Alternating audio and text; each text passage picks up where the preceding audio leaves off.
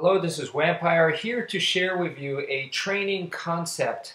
Basically, I like to divide the training material, which consists of techniques, drills, and exercises, into basically three categories: the past, the present, and the future. Okay, the past stuff is just basically stuff that you've already learned and you've already put in the reps and stuff like that. Okay.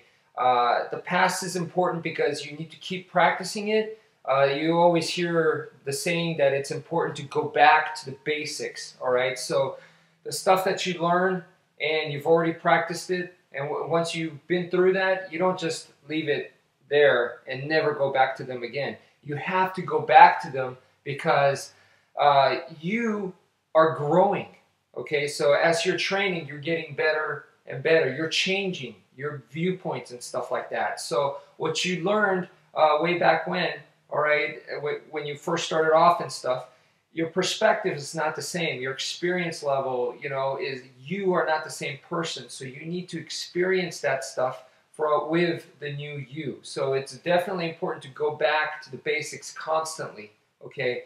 Another thing is, from the past, it's important to find something and just keep doing it, all right?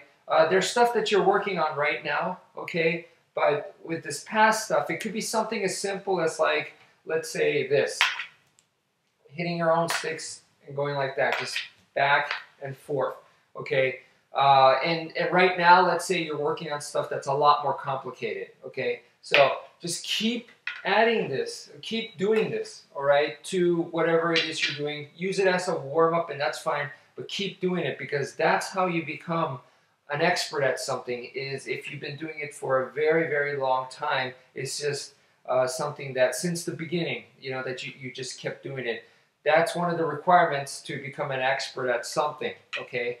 All right, so the next thing is the present. The present is basically stuff that you learned, you understand it, and it could be something like, let's say, hopefully for a lot of you, it's the Heaven 6. Okay, so you're doing the Heaven 6, or maybe for the more advanced people, it could be something like a figure 8 and then a Heaven 6, all right? And you're like, I understand it, but it's not exactly smooth enough yet. It doesn't quite flow. I'm still a little choppy at it, or sometimes I still get confused, all right? So that's the present material that you're currently working on, and that's fine. It's just that a lot of people probably, they don't have enough reps. They don't spend enough time with it. So that's all I recommend. Just keep practicing, be dedicated, and it's very important to understand that something that's ordinary, you put in a lot of reps, and through repetition, that same ordinary turns into extraordinary. Okay, so one of the mistakes that I see in the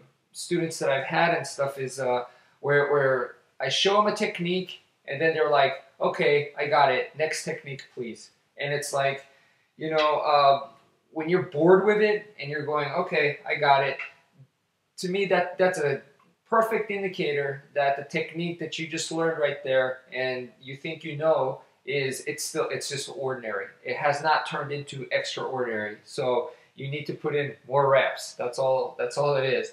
All right. So now let's move on to the third category, which is the future. All right. The future is something that you don't understand yet, and that's very, very important, because all three is important. You can't place an emphasis on one over the other. You have to do past, present, and future. All three is important and vital to your training.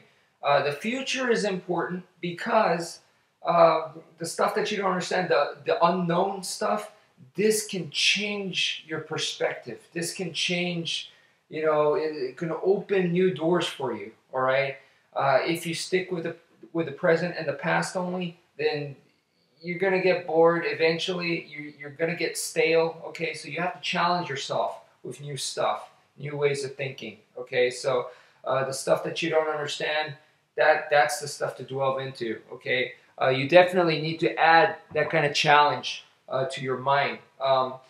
In the Filipino martial arts, there's something called hubad, all right? It's basically equivalent to the sticky hands you find in the Chinese martial arts.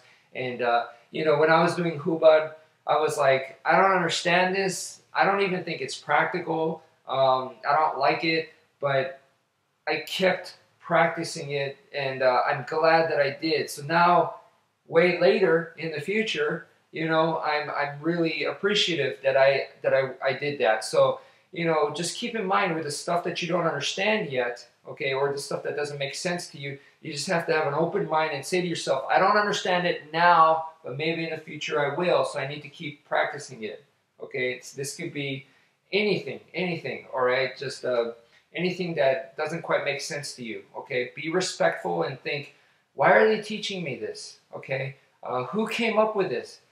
They must have saw some kind of merit to it, and I'm just not seeing it right now, but maybe I'll change, all right? Maybe once I practice it, once I put in some time, maybe eventually I'll be able to figure it out. This is the right attitude to have about that. So anyway, hope this concept helps you. You know, it almost doesn't matter what style that you're training in, okay? So just divide the techniques, the drills, the exercises, all that, divide it into past, present, and future, okay? And then make sure that you give equal time and equal importance to all three. Thank you for watching, and good luck training. Take care.